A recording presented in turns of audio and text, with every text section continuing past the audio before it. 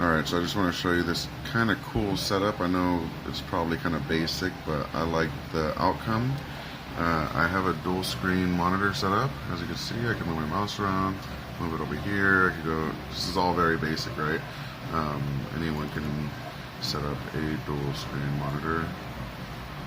And yeah, but the cool thing is this monitor isn't what it seems.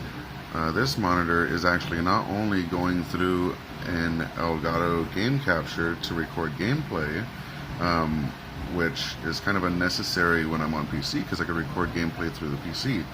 So why would it go through an Elgato game capture? Well, if I pull up this Xbox One controller and press the menu button, we can see that it's actually on the Xbox. This computer right here, and we have the air show going on, so that's kind of loud. I'll wait until they pass. So we're actually on an Xbox, and I'm actually using OneGuide, which lets us show whatever is connected to the HDMI to actually show my second monitor.